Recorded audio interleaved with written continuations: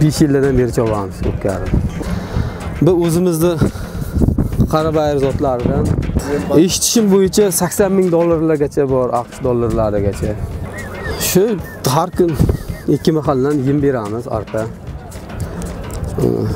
6 kilo, 7 kilo shunday hozirda. Keyin sovutishga chiqiladi, bu sovutiladi. 100 metr har kun miniladi.